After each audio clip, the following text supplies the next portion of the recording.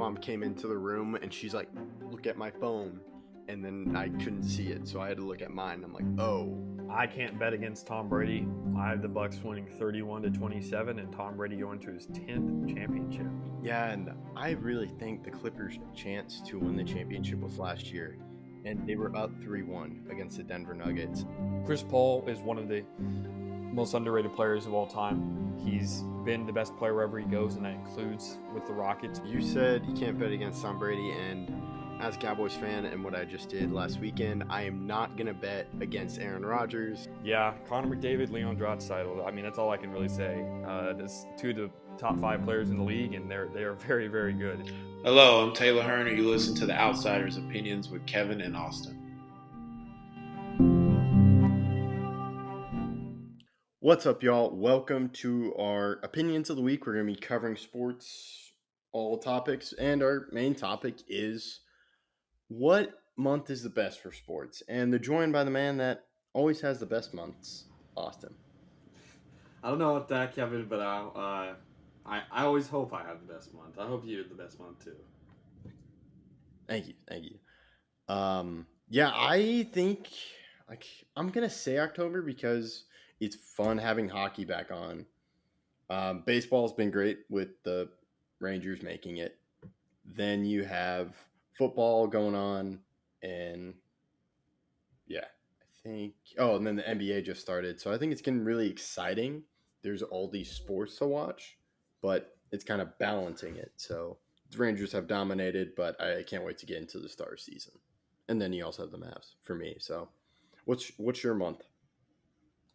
So my month, I went back and forth, and you have to think of, like, for example, if you wanted to say November, right? The World Series could go into November. It could. And college basketball would start, and college football would start. But there's no guarantee for that. I personally think the best month for sports is March. And the reason why I say that is not just March Madness, but that is the best time of the year for not just basketball, but also hockey.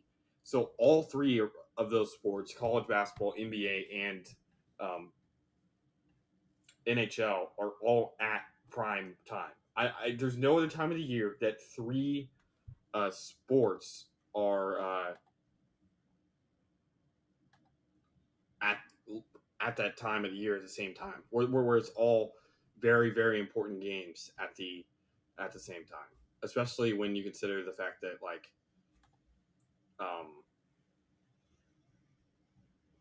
how the schedules kind of align themselves. Especially, like, the very end of the NBA season is late March, and those are usually when the most important games. I could also hear an argument for April because the national championship game for basketball is in April, and that's when the playoffs would start for both hockey and basketball. But I think that time right before the season starts, at least for me, because the Wizards have been horrible the past couple of years, I'd say March is probably the best month.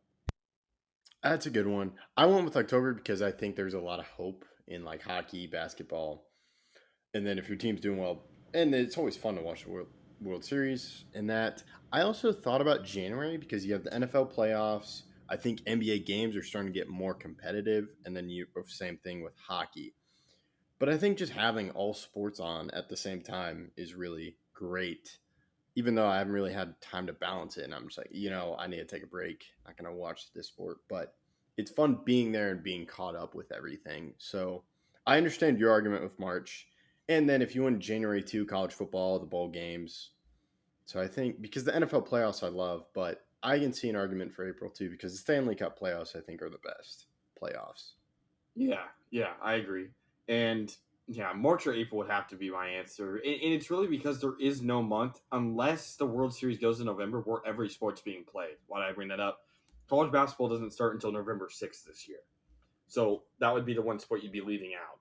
I think if the World Series was guaranteed to go to November, I think it would have to be November because literally every sport would be playing. That is of note besides college baseball, I guess. So, but that's not a guarantee. The World Series could end in October this year if it was a sweep. So, because there's no guarantee there, I went with the safest bet because my favorite playoffs or sporting event is college basketball, and that's also when NHL and NBA are at their peak. Because right now there's only one sport in its peak, and usually when the NFL playoffs are going on, it's only the two football sports that are really high intensity. So I went with March because they have more playoff upset. I could also see April. I'm totally fine with April as well. Yeah, no, I think that's fair. Yeah, I just was thinking major sports. I do watch college football, but I haven't gotten super into it. And I think it's just the hope. However, you don't need to watch it if you don't follow it. So I can understand when the stakes are higher. That's why the months are your favorite. But yeah, if the World Series went in November, November would be a great pick.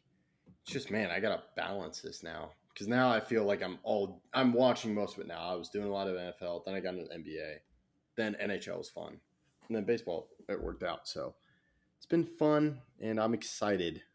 It's also sad October's ending, but any final thoughts? No. All right, let us know what you think. Let us know if you have a different argument. We appreciate all the feedback, and thank you for listening to Outsiders Opinions.